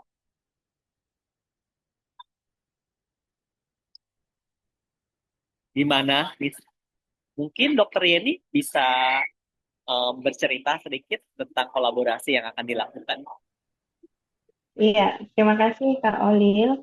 Ya. Jadi memang kolaborasi yang kami lakukan adalah yang pertama itu adalah penguatan KPA. Jadi KPA itu penguatan sehingga KPA menjadi yang mengkoordinir, baik itu OPD ya atau stakeholder, juga mengkoordinir LSM atau kelompok-kelompok masyarakat, kelompok keagamaan dan lainnya. Nah, kemudian yang kedua, kolaborasi yang dilakukan Dinas Kesehatan itu dengan apa namanya, di dalam bidang ya, dalam bidangnya gitu ya. Jadi tidak hanya bidang penyakit menular saja nih yang ngurusin HIV begitu. Jadi kita berkolaborasi juga dengan bidang-bidang lainnya seperti bidang Kesmas, karena di situ juga ada anak remaja, ada usia produktif, dan lainnya, sehingga program-program tadi bisa dikolaborasikan misalnya dengan Promkes begitu. Jadi secara program urusan HIV itu bukan hanya miliknya penyakit menular begitu Kak Olil, karena banyak yang dibutuhin. Bahkan kita juga berkolaborasi dengan Keswa, kesehatan jiwa begitu ya. Jadi mungkin saja nanti pasien-pasien HIV begitu mengetahui statusnya butuh butuh konseling begitu ya. Jadi memang butuh kolaborasi. Selain itu juga kolaborasi yang keluar kita dengan bukan hanya layanan milik pemerintah, jadi meluaskan layanan ke baik itu rumah sakit swasta, klinik swasta, begitu. Bahkan kami bidan praktek mandiri juga sudah bisa memeriksa triple eliminasi, yaitu HIV, sifilis, dan hepatitis B. Nah, klinik-klinik swasta juga kami sudah mulai di bulan lalu ada 10 klinik swasta yang sudah ikut serta dalam penanggulangan HIV. Mereka bisa juga menjadi tempat memeriksakan HIV. Jadi memang kolaborasi ini dimaksudkan juga untuk perluasan akses layanan, begitu. Jadi bisa jadi ada kelompok populasi kunci yang tidak bisa mengakses puskesmas karena jam kerjanya, begitu ya. Jadi bisa mengakses klinik swasta yang bukanya ada yang setiap hari, bahkan hari Sabtu, Minggu, bahkan tutupnya malam hari. Ini juga bagian-bagian kolaborasi dalam akses layanan. Untuk peningkatan pengetahuan, kita berkolaborasi tadi dengan Disdi, kemudian Dispora, Disparbud, itu dikoordinir oleh KPA. Jadi itu yang kami lakukan di Kota Bogor, Kak Oli. Ya, terima kasih dok. Kolaborasi-kolaborasi yang dilakukan bukan hanya sebatas antar apa namanya dengan ya mungkin antar poli dan lain sebagainya, tapi juga kolaborasi dilakukan akan apa namanya merambah kepada bidang lain gitu ya. Ada Kesmas, di dalam Kesmas itu ada anak remaja begitu, dan terus kemudian juga akan apa namanya mendorong perluasan cakupan tes HIV dan IMS ke klinik-klinik swasta, bidan-bidan yang memang membuka praktek begitu, supaya mereka bisa bisa apa namanya bisa tersedia gitu ya tes HIV di layanan mereka, supaya cakupannya juga jadi lebih luas begitu. Terima kasih Dokter Yeni. Ada lagi mungkin dari Izin, Pak Riki? Mas Oli, sebentar saya izin sedikit lagi. Sedikit Boleh, saya boleh. cuma ingin klarifikasi. Mungkin Ya, tadi saya sedikit belum menjelaskan kenapa sih ODHIV itu harus mau terbuka dengan keluarganya. Khawatir ya. saya, karena cuma saya menyampaikan segitu nanti jadi blunder di masyarakat ya. Oh Kok iya, kenapa harus open status? Tujuannya ya, buat apa? Hanya want to know kah begitu? Apakah hanya ya, ingin tahu? Bukan ya.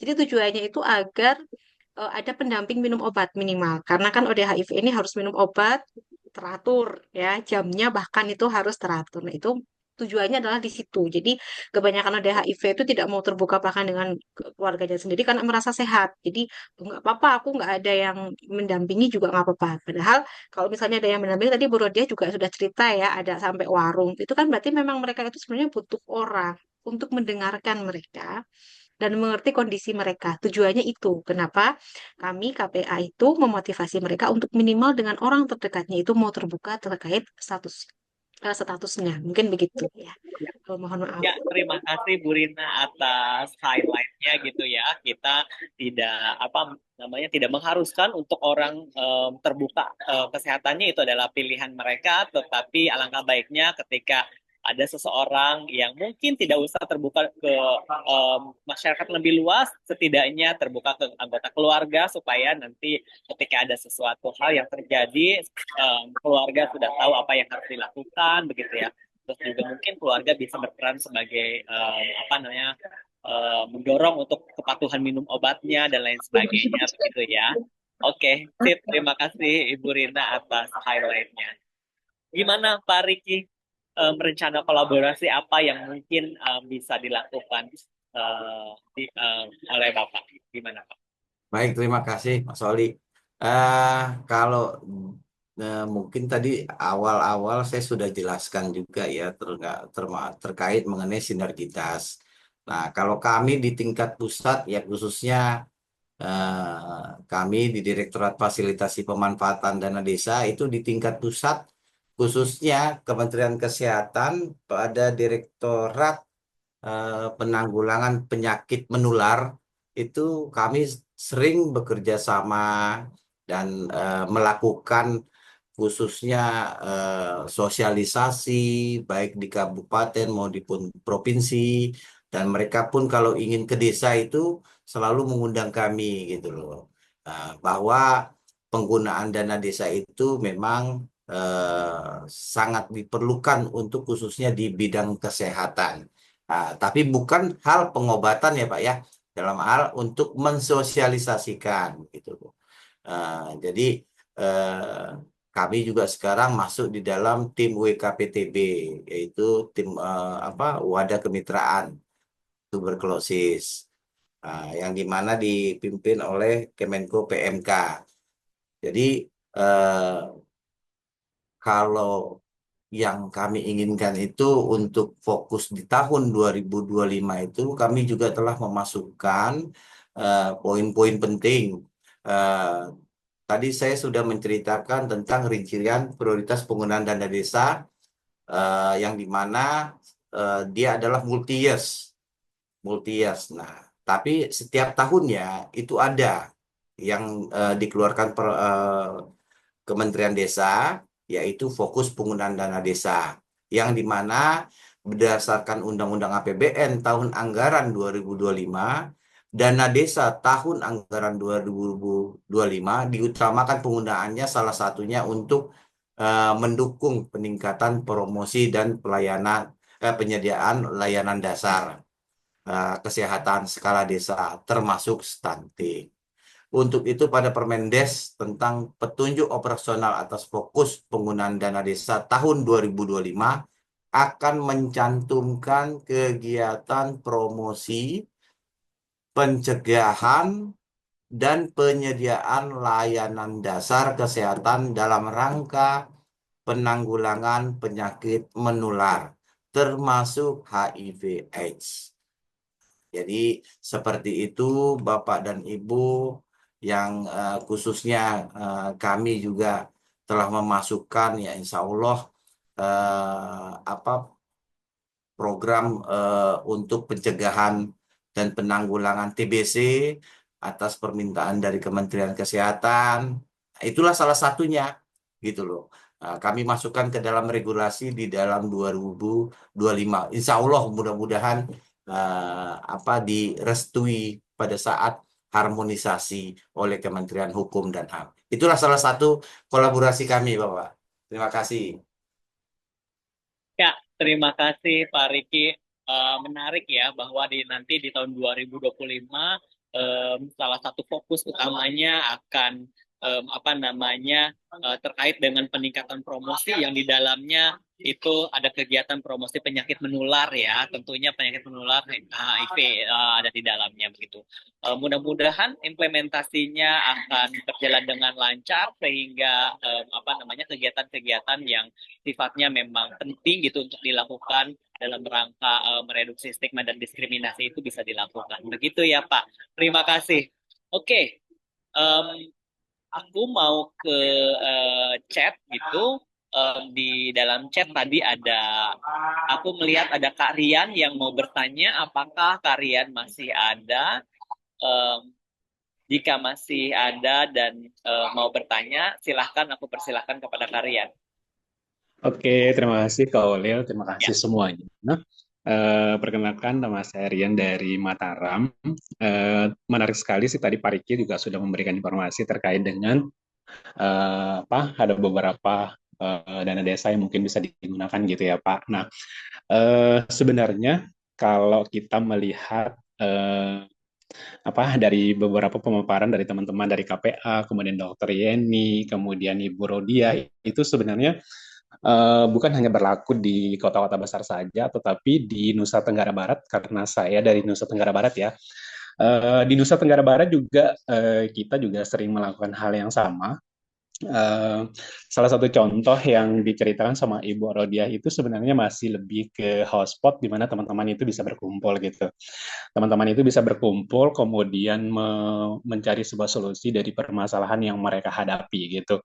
Nah, kalau kita di Mataram memang ada juga seperti kayak di kafe di mana teman-teman itu bisa mengakses informasi, kemudian melakukan pemeriksaan dan konsultasi dan sebagainya gitu. Nah, ada satu hal yang saya perhatikan sejak tahun 2012 saya bergelut di isu HIV itu yang menjadi suatu permasalahan itu adalah kita tuh paling jarang melakukan advokasi ke seperti DPR dan lain sebagainya gitu. Nah, kalau kami di Kota Mataram belajar dari situasi yang pernah kami lakukan itu, kita pernah mengadvokasi anggaran dasar yang ada di DPR gitu. Memang di DPR itu kan memang ada beberapa atau program-program yang memang memprioritaskan untuk HIV/AIDS gitu. Bukan hanya bukan hanya program khusus yang ada di kota saja, tetapi itu juga menjalar sampai ke desa gitu. Dan ketika kita melakukan riset di desa itu belum seperti di kota-kota besar. Ketika kita menyampaikan informasi tentang HIV di desa itu kita harus tahu sebagaimana pengetahuan mereka. Karena tidak segampang yang kita sampaikan di kota besar gitu. Karena pengetahuan kita yang di kota itu sudah terlalu sering mungkin ya mengikuti pertemuan sosialisasi dan lain sebagainya gitu. Jadi ketika kita menyampaikan materi tentang HIV itu kalau di desa itu mungkin agak berbeda, entah itu dari strateginya atau entah itu dari standar ilmunya gitu. Nah, sedikit yang saya tinjau itu adalah mungkin dari kita semua di situ letak kurangnya gitu akses anggaran yang mungkin bisa kita gunakan seperti untuk sosialisasi kemudian untuk membantu teman-teman udip seperti transportasi dan lain sebagainya. Itu aja sih Kak Oli dari saya sendiri gitu. Thank you. Ya, terima kasih Karian atas sharingnya begitu. Kita ya memang perlu melakukan advokasi bukan cuma di tingkat levelannya di tingkat apa namanya bawah, tapi advokasi di tingkat yang jenjangnya lebih tinggi juga itu diperlukan ya supaya apa namanya semua elemen masyarakat gitu ya ataupun semua perangkat apa namanya negara begitu berpartisipasi di dalam ya, program HIV. Ya, terima kasih Karian. Ada yang mau merespon Bapak Ibu sekalian terkait dengan Mungkin sedikit saya tanggap Pak Oli, boleh. sedikit merespon. Jadi tadi siapa ya? Tadi saya keluar sebentar dari Jabar ya, NTB ya, Parian ya. Oke. Ah, Mungkin saya sedikit memberikan itu jawaban terkait mengenai penggunaan dana desa. Nah, tadi sebelumnya telah saya sampaikan juga, mungkin di kabupaten itu untuk penganggaran sosialisasinya, karena banyak kegiatan-kegiatan yang harus dipakai untuk kebijakan di daerah. Akan tetapi desa membuka peluang untuk melakukan sosialisasi dalam hal penggunaan dana desa, yang dimana itu nanti dimasukkan dalam perencanaan musyawarah desa. Dalam hal perencanaan musyawarah desa, perlu hadirnya di situ adalah pihak dari puskesmas. Agar apa? Bahwa dari pihak puskesmas menerangkan pentingnya kesehatan, khususnya untuk sosialisasi atau pencegahan HIV/AIDS. Mungkin itu yang saya dapat sampaikan Bapak agar kita semua mengetahuinya, bahwa dana desa itu dapat digunakan untuk melakukan sosialisasi, promosi atau bentuk dalam apa namanya apa bi spanduk, gitu, media itu bisa gitu loh. Kayak kemarin kami sarankan untuk membuat media Stop TB, itu bisa gitu loh. Dan kita buat juga itu di banner seperti banner itu bisa juga gitu loh. Jadi dana desa itu memang fleksibel, tapi bukan untuk pengobatannya, untuk melakukan sosialisasi. Mungkin itu saja yang saya dapat sampaikan. Terima kasih. Saya kembalikan ke Pak Oli. Ya, terima kasih Pak Riki. Itu ya tadi udah ada kejelasan bahwa ya ini apa namanya bersifat dana desa bisa dimanfaatkan sifatnya hanya untuk sosialisasi begitu ya, bukan untuk apa namanya pengobatan atau bantuan dana quote unquote untuk mengakses layanan begitu ya, tapi bisa digunakan dalam hal sosialisasi HIV kepada masyarakat begitu yang akan dimusyawarahkan di musyawarah desa begitu ya. Oke, siap begitu. Tambahan Pak, tambahan. Boleh. Bahkan misalnya begini, ada masyarakat desa, mereka akses untuk jalannya susah. Nih, salah satu contohnya akses jalannya susah, dana desa bisa membiayai untuk memanggil dokter. Itu bisa. Nah, atau untuk mengantarkan pasien masyarakat yang sedang sakit ke rumah sakit, itu bisa gitu. Jadi untuk Bapak Ibu semuanya juga bahwa dana desa itu bisa untuk membantu istilahnya yang akses layanan untuk kesananya ke rumahnya itu susah atau ke tempat rumah sakit susah. Itu. Oke. Jadi kita juga bisa memanfaatkan dana desa tersebut untuk ketika misalnya di satu wilayah begitu ya susah apa namanya dalam hal mengakses layanan kesehatan, kita juga bisa mempergunakan dana desa tersebut supaya aksesnya juga lebih mudah begitu ya. Misalnya mungkin menyediakan transportasi begitu ya untuk menuju sampai ke layanan begitu ya, ataupun sebaliknya layanan bisa datang gitu ya ke satu daerah untuk melakukan pelayanan kesehatan di sana. Begitu. Terima kasih. Aku boleh Pak. nanya, terakhir. Boleh, boleh. Oh iya, ini untuk menanggapi Pak Purba atau mungkin ada dinas kesehatan yang hadir di sini, eh, eh, apakah bentuk musda itu ketika akan dihadiri, maksudnya puskesmas itu bisa jadi representasi dari dinas kesehatan untuk ikut di dalam musyawarah desa itu, gitu. Boleh, makasih. Saya langsung aja Pak Oli ya. Boleh, boleh silakan Pak. Jadi begini, seperti tadi kan sudah saya sampaikan, perlunya ada sinergitas antara dinas kesehatan dengan dinas PMD, yang dimana dinas kesehatan itu adalah leading daripada untuk membidangi kesehatan. Kalau dinas PMD kan itu pemberdayaan masyarakat desa, mereka tidak paham terkait mengenai kesehatan, yang paham itu adalah dinas kesehatan. Salah satu contoh seperti itu. Di desa itu kan perlu adanya PMT, khusus PMT. Nah, untuk memberikan PMT itu, masyarakat desa kan tidak tahu aparat desa.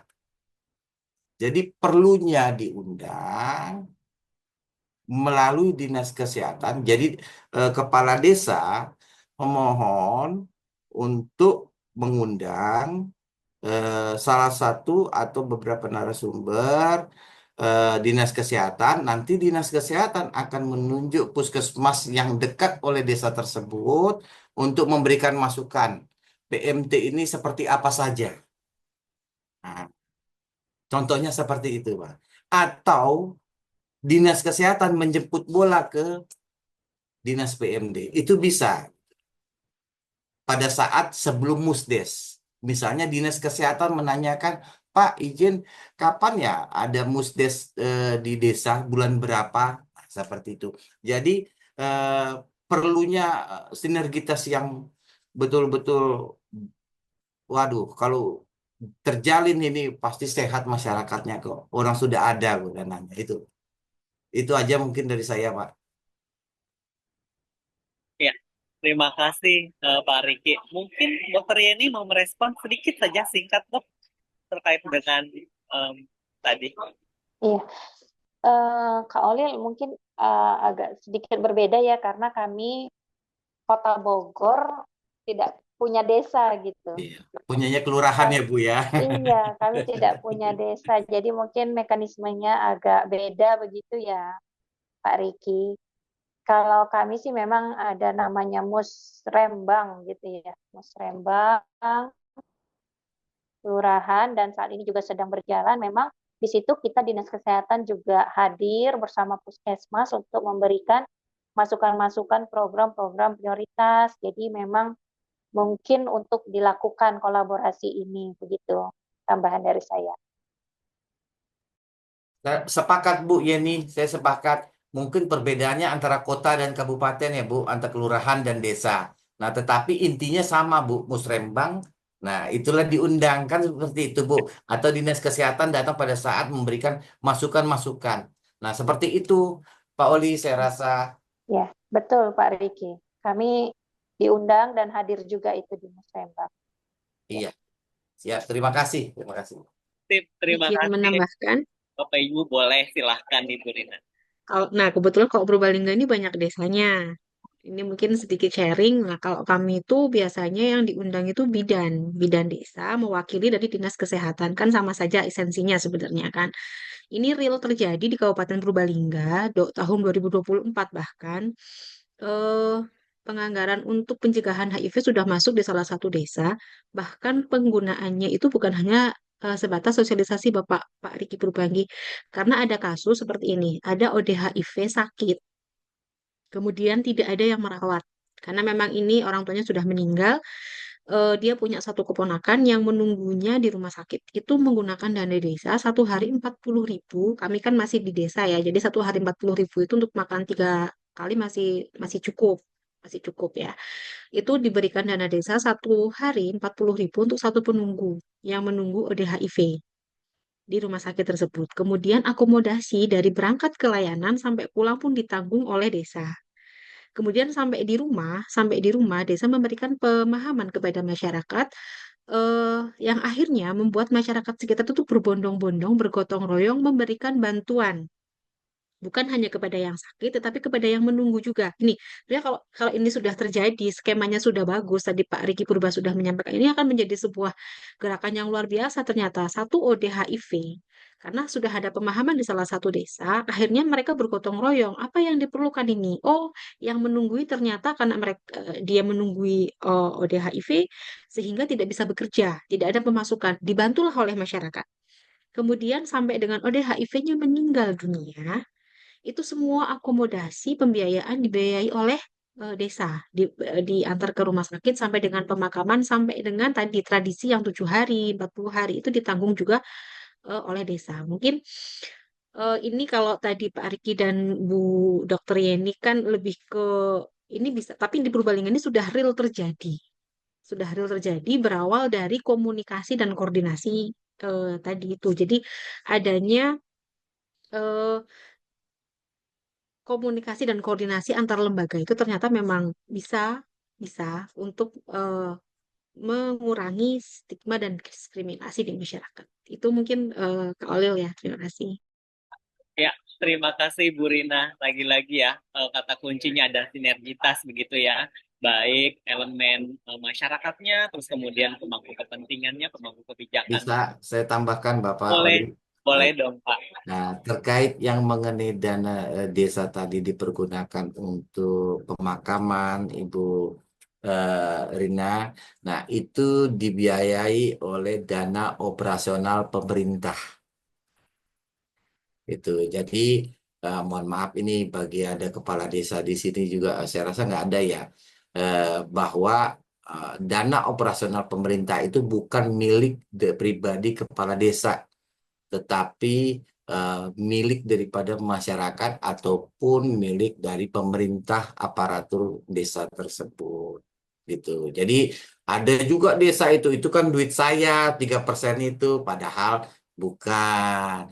Itu dana operasional pemerintah desa juga itu bisa untuk biaya apa namanya 17 Agustus segala macam bentuknya. Yang penting adat istiadat itu bisa. Jadi termasuk yang tadi Ibu Rina sampaikan juga bisa itu Bu. Gitu loh. Ini tuh ya tambahan dari saya, Pak Oli. Ya, terima kasih Pak Riki atas konfirmasinya begitu ya. Meskipun sebenarnya skema pendanaannya sedikit berbeda, cuman mungkin penggunaannya satu sama lain bisa mendukung begitu ya. Apa namanya dari satu permasalahan itu bisa mendukung satu sama lain dari skema pendanaan yang berbeda. Ya, tapi senang sekali pada hari ini kita bisa berdiskusi jauh lebih dalam. Ternyata kita banyak sekali informasi yang disampaikan Bapak Riki kepada kita, dan aku yakin ini adalah informasi yang sangat berharga gitu ya untuk teman-teman penggiat apa namanya HIV/AIDS ini begitu. Ya, ini aku ada satu pertanyaan lagi di kolom chat. Sepertinya aku mungkin butuh bantuan teman-teman Kak Nidia untuk apakah sudah menemukan apa namanya siapa yang mau bertanya di kolom chat begitu Kak Nidia? Aku butuh bantuan sepertinya. Tidak. Kalau di raise hand ada Ibu Indri dari IKI Jabar, Kak Olil. Oke, boleh. Silakan Ibu Indri, aku persilakan. Oke, makasih. Saya mau tadi kan ada soal yang dana desa gitu ya yang dibahas berkali-kali soal dana desa gitu. Eh, Gimana kalau ini ada sedikit masukan? Biasanya kan kalau untuk eh, dunia per HIV-an ini hanya rame itu ketika di bulan Desember aja karena momentumnya hanya di HAS aja gitu. Sementara kan ada juga yang emran, yang malam renungan itu biasanya suka terlewati gitu. Jadi hanya boomingnya tuh hanya pas khasnya aja. Nah, mau gimana masyarakat bisa melek kalau hanya dikasih informasinya hanya di bulan Desember aja, itu pun tidak full 1 bulan gitu kan. Paling hanya beberapa hari, beberapa minggu selesai gitu. Nah, itu kan susah juga. Ini kan memang ada anggaran desa eh, kalau saya sih ada masukan gimana kalau setiap desa atau RT kayak bikin spanduk di tiap desanya gitu kan. Jadi itu kan lebih eye catching, lebih gampang orang melihatnya dengan kata-kata yang mudah dicerna oleh masyarakat gitu kan. Itu sih masukan saya gitu kan. Nah, untuk satu lagi yang tadi dari Bu Rina itu saya sangat setuju sekali ketika si ODIF itu terbuka dengan satu minimal keluarga terdekat, entah itu ibu, bapak, adik, kakak, paman, bibi, siapapun itulah yang dia percaya bisa keep apa ya status dia, tapi bisa kasih support juga untuk dia gitu. Jadi si ODIF ini tidak akan merasa ketergantungan dengan yang namanya pendamping. Kasihan kan pendamping, satu orang pendamping dia akan dimintain bantuan untuk beberapa ODIF yang sangat ketergantungan gitu karena dia tidak bisa eh, terbuka dengan keluarganya gitu. Nah, untuk yang tadi Bu Rina bilang untuk pendampingan minum obat atau minimal si keluarganya ini tahu ketika si ODIF ini ada sakitkah atau apakah kemana dia harus lari gitu kemana dia harus menghubungi selanjutnya gitu kan jadi ketika si ODIF ini punya satu di keluarga yang dia bisa percaya untuk bantu dia itu akan meringankan tugas pendamping itu sendiri gitu jadi si pendamping ini nggak melulu akan dikejar-kejar gitu sama si ODIF ini ketika misalnya ada harus sakit tengah malam kah atau apa kan kasihan ya sama pendamping-pendamping juga gitu kan jadi eh, atau nggak bisa akses obat karena satu dan lain hal mungkin keluarganya bisa mewakili gitu kan nah itu aja sih kalau dari saya terima kasih.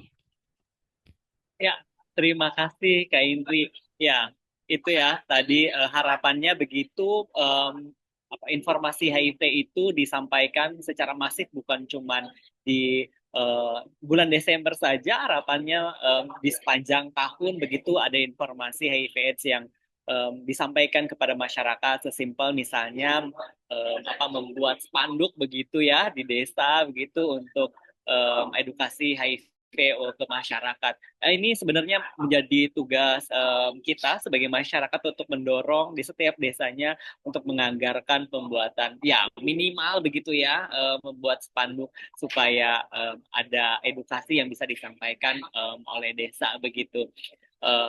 Ya, selain daripada kita mungkin juga sudah waktunya untuk terlibat di dalam um, apa tadi rapat desa begitu atau tadi musrembang begitu ya, bagaimana keterlibatan masyarakat terkait dengan penghapusan stigma dan diskriminasi terkait dengan HIV/AIDS ini bisa dilakukan. Ya, begitu Bapak Ibu sekalian, terima kasih sudah sharing berdiskusi banyak sekali dan informasinya juga sudah banyak kita dapatkan. Selain itu juga ada banyak pembelajaran praktik baik yang disampaikan sama Bapak Ibu sekalian di berbagai sektor, begitu ada dari sektor kesehatan, ada dari sektor pemerintahan, terus kemudian dari sektor KPA begitu sebagai leading sektornya komunitas di daerah, begitu juga ada juga warga peduli AIDS-nya dari Ibu Rodia yang sangat menginspirasi kegiatan-kegiatan yang dilakukan sama Ibu Rodia begitu. Nah, jadi satu hal yang bisa aku pelajari dan simpulkan dari kegiatan hari ini bahwa um, penghapusan stigma dan diskriminasi bukan cuma tanggung jawab pemerintah, tapi juga tanggung jawab kita sebagai warga negara Indonesia harus mau berkontribusi dalam penghapusan stigma dan diskriminasi. Sesimpel, sesederhana menyampaikan informasi HIV ke sekitar kita dan kemudian dari sektor kesehatan dan sektor pemerintah gitu bisa berkolaborasi dengan berbagai banyak sektor supaya informasi HIV/AIDS bisa meluas sehingga stigma dan diskriminasi bisa direduksi di kemudian hari dan ODIF pun bisa hidup dengan tentram dan mendapatkan hak-hak dasar mereka sebagai warga negara. Terima kasih sekali lagi untuk Bapak Ibu sekalian yang sudah menjadi narasumber, kepada teman-teman dan Bapak Ibu sekalian juga yang turut hadir serta dalam diskusi ini, yang sudah bersedia dari kita mulai dan sampai akhir ini, tetap stay begitu berdiskusi dengan kami. Saya ucapkan terima kasih. Mohon maaf apabila ada perkataan yang tidak berkenan dan menyinggung kepada teman-teman dan ataupun narasumber kami di sini. Saya ucapkan wassalamualaikum warahmatullahi wabarakatuh dan salam sehat untuk kita semua. Terima kasih Bapak Ibu sekalian.